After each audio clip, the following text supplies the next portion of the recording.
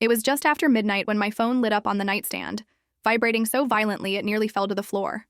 I almost ignored it, assuming it was some wrong number or a scam, but then I saw the caller ID, Grandma. My heart stopped. She never called me that late, not unless something was terribly wrong. I answered, and all I heard at first was her shaky breathing, like she was trying to hold herself together. Then her voice trembling but sharp with urgency. "Don't go home. Go somewhere, anywhere, but not home." I sat up, my stomach twisting, every hair on my body standing on end. My first instinct was to argue, to ask what she meant, why she sounded so terrified. "Grandma, what are you talking about? What happened?" But her voice broke, and she whispered so low I had to strain. To hear, "They're waiting for you." That was the exact moment I knew my life was about to split into before and after, because nothing she ever said to me carried that kind of fear. And the worst part? I believed her instantly. I froze with the phone pressed against my ear, the words echoing inside my head like a warning bell I couldn't silence. My grandma was not the kind of woman to panic, ever. She had lived through storms that would have broken anyone else.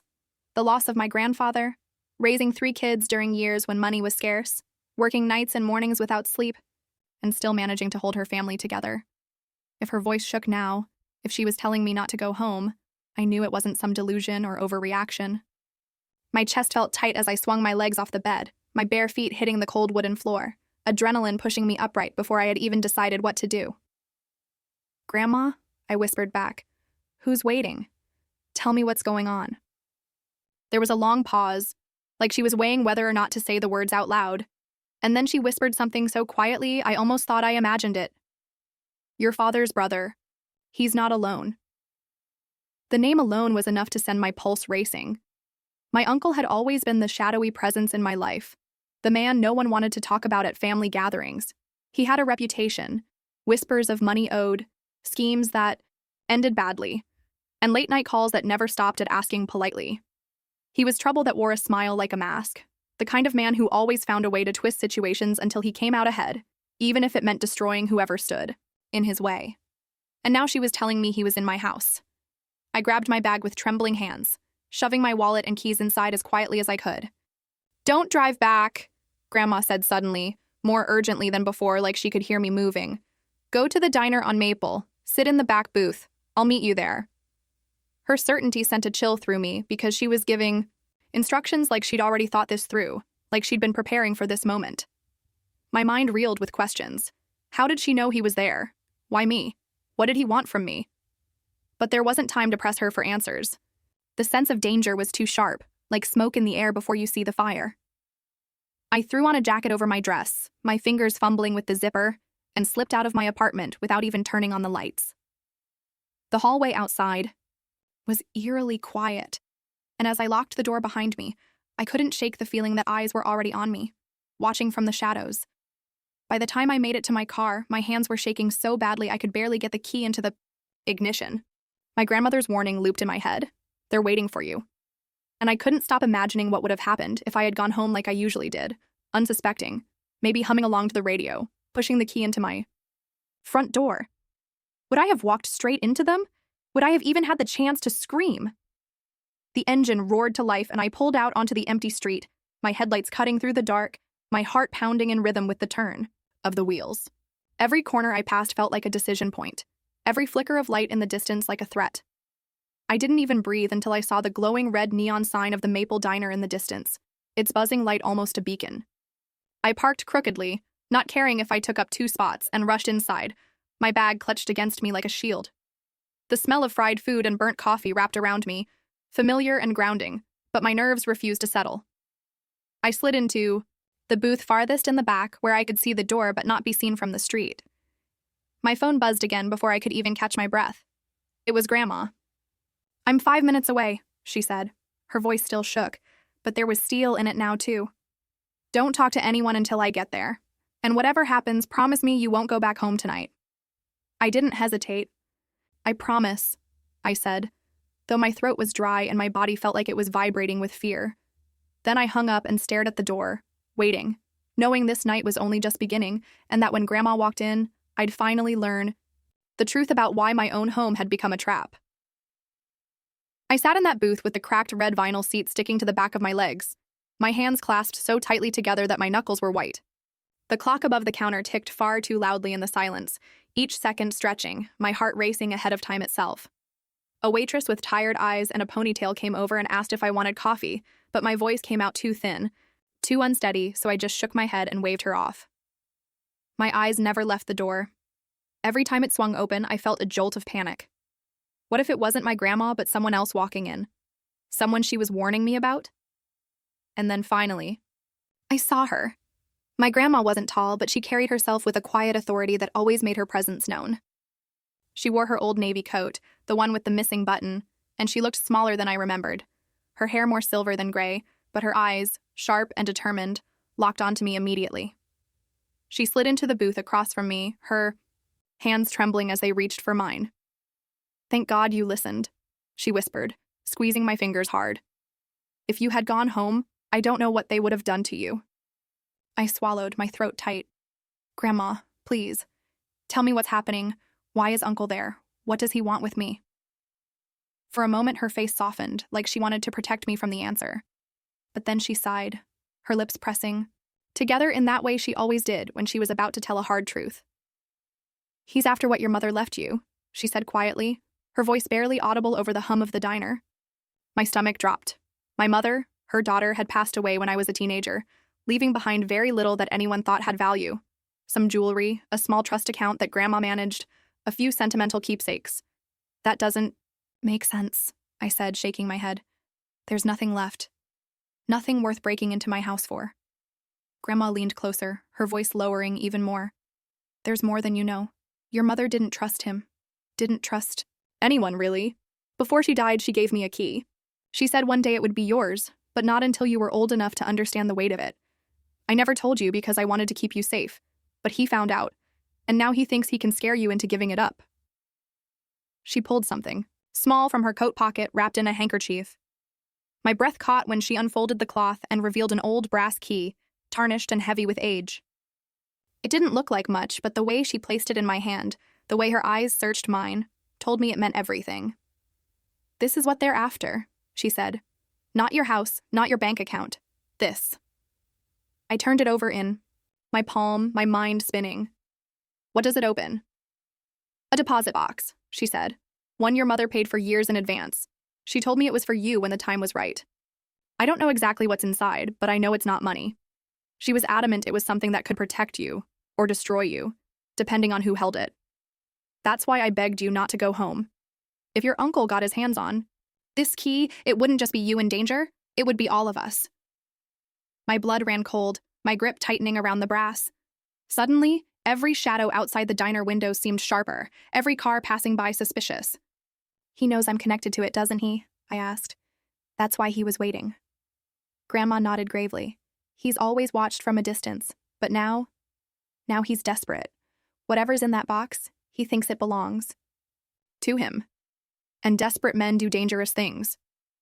I leaned back, the air thick in my lungs, the weight of that key burning in my hand. "What do we do now?" Her eyes locked onto mine, steady and unflinching. "We outsmart him. Your mother trusted me to keep this safe until you were ready. Tonight proves you're ready, but you can't face him head on, not yet. We need to move carefully. If he knows you know, he'll push harder. He'll get reckless, and that's when he'll make mistakes." The waitress came by again and set down 2 cups of coffee without asking this time. My grandma gave her a nod of thanks, but her hands stayed tight around mine. Her grip felt like the only anchor keeping me from floating away in the storm of fear and questions in my head. "Listen to me," she said firmly, her voice no longer shaking but solid, commanding. "You can't go back home tonight. I'll take you to my place, and tomorrow we'll go to the bank together. Until then, we don't tell anyone. Not friends, not coworkers, no one. Do you understand?" I nodded, though my pulse was still thrumming too fast. I understood, but it didn't quiet the fear. If my uncle had been brazen enough to wait for me in my own home, what was stopping him from following me here? From watching us right now? I couldn't help it. I turned, scanning the diner, looking for any unfamiliar faces. At one table, a man in a ball cap sipped his soda too slowly. At another, a woman stirred her soup without eating. For all I knew, every single one of them could be eyes for him. "Grandma," I whispered, leaning closer. "What if he's watching us right now?" She didn't flinch. Instead, she picked up her coffee and sipped it calmly before answering in a tone so low only I could hear.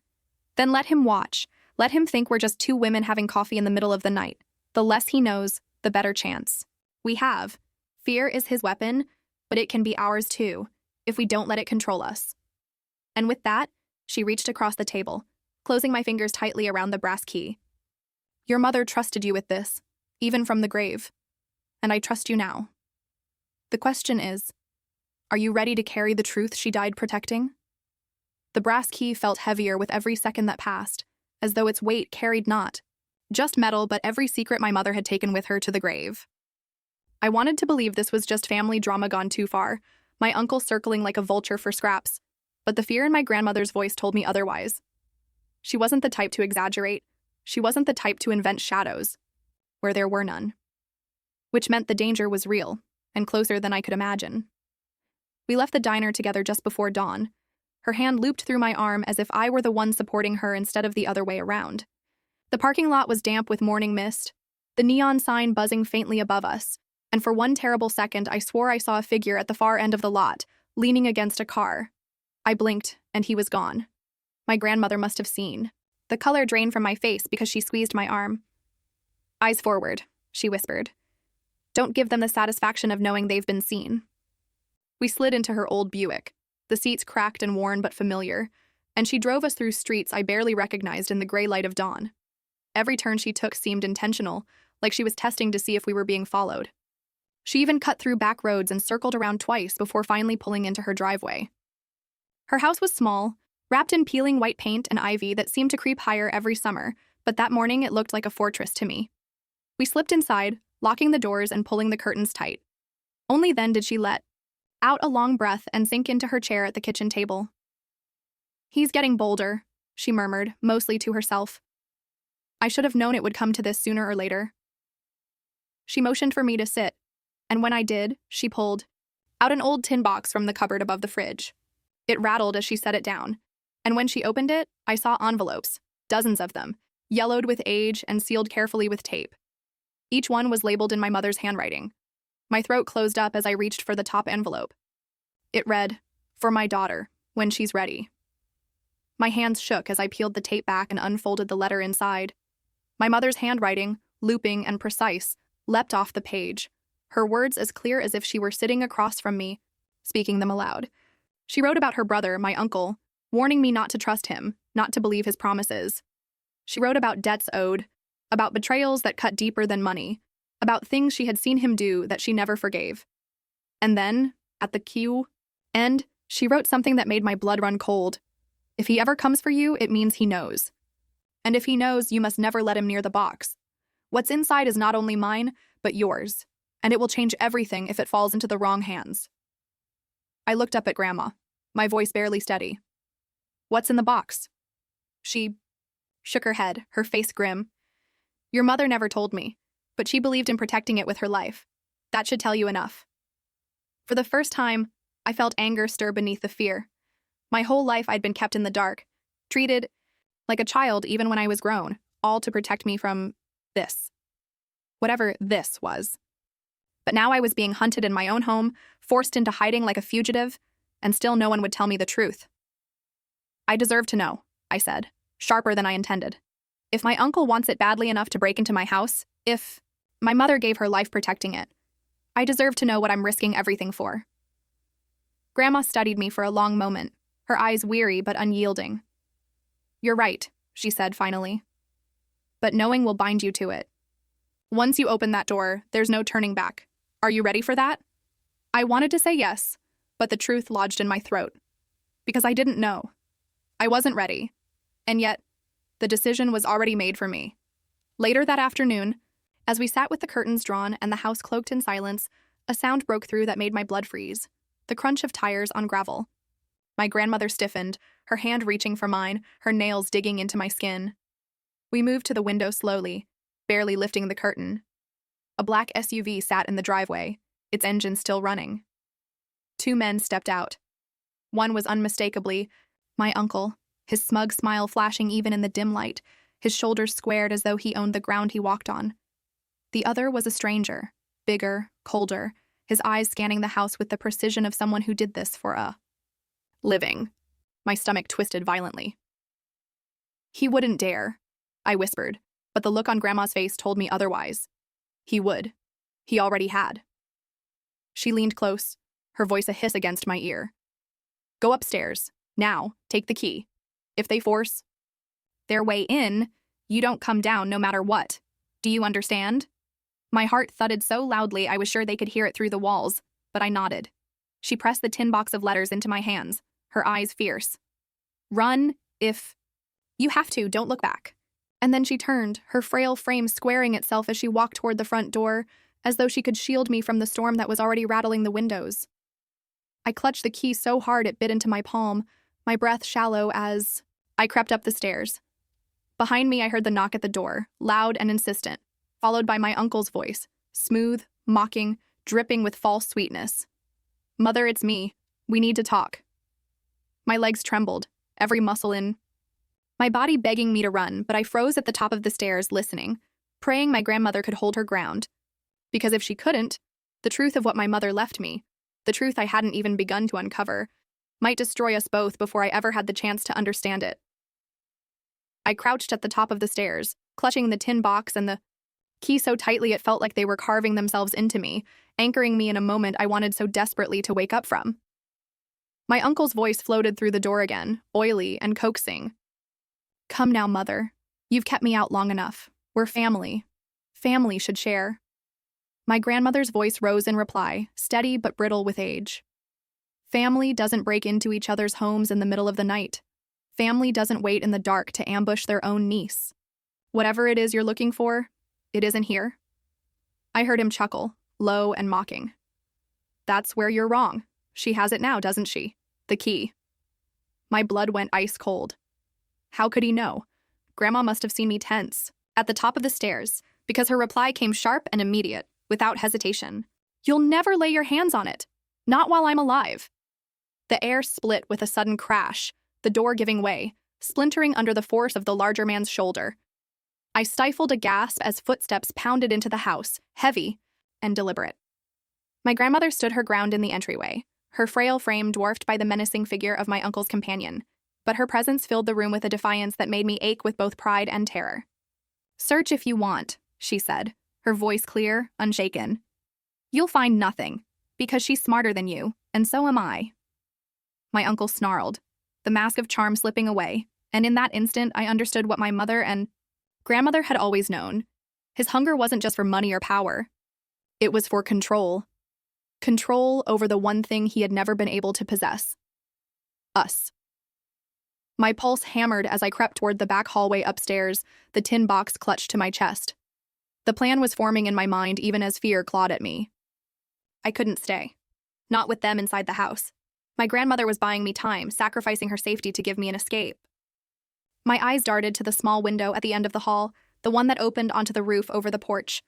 My hands shook as I forced it open, the hinges groaning, but the men downstairs were too loud to hear. Voices clashed, my uncle demanding, my grandmother defying, furniture scraping across the floor. I swung my legs over the ledge, heart hammering, and climbed out onto the shingles. The morning air bit at my skin, sharp and cool, as I crouched low and made my way across the roof to the lattice trellis on the side.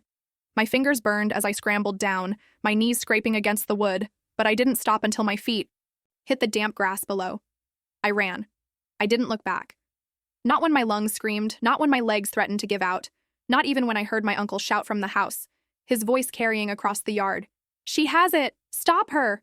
My grandmother's voice cut through his like a blade, over my dead body. And then silence, broken only by the pounding of my feet against the ground. I don't remember how long I ran, only that I didn't stop until I reached the edge of town, until the sun broke through the horizon, painting the world in pale gold.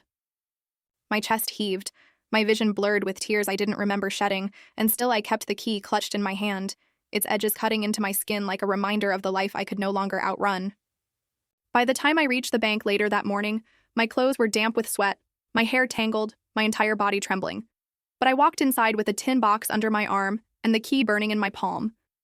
The clerk barely looked at me as I asked to access the deposit box, but when the lock clicked and the drawer slid open, the weight of my mother's secret revealed itself. Inside were documents, ledgers, letters, photographs, all detailing my uncle's crimes, years of fraud, blackmail, illegal dealings that tied him to people far more dangerous than I had ever imagined. And at the very bottom, a sealed envelope, addressed in my mother's handwriting. To my daughter. For when you're ready to break free. My hands shook as I opened it, her words wrapping around me like a final embrace. I knew he would come for you. I knew his greed would never stop. But I also knew you would be strong enough to face him. These papers are not just a shield, they are a sword. Use them, and you will end him without ever lifting a hand. You will not just survive him, you will end the power he holds over us forever. I turned everything over to the authorities that very day. What followed was a storm of investigations, arrests, headlines splashed across newspapers with my uncle's name tied to crimes even I couldn't comprehend. He lost everything. His influence, his money, his freedom, because of the very evidence my mother had hidden away, trusting me to uncover it when the time came. My grandmother and I watched the trial together, side by side, her hand gripping mine as the verdict was read. Guilty on all counts. The man who had haunted our family for decades was finally silenced, not by violence but by truth. And in that silence, I felt something I had never known before. Peace. That night, when we returned to her house, she hugged me tightly, tears streaking her face. You did it, she whispered. You finished what your mother started. She would be so proud of you. I held her as tightly as she held me, the key now tucked safely away, its purpose fulfilled. For the first time in years, I wasn't afraid to go home.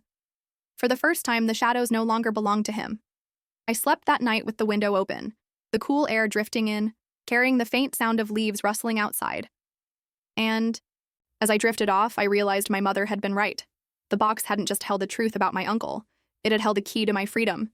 And now, finally, I was free.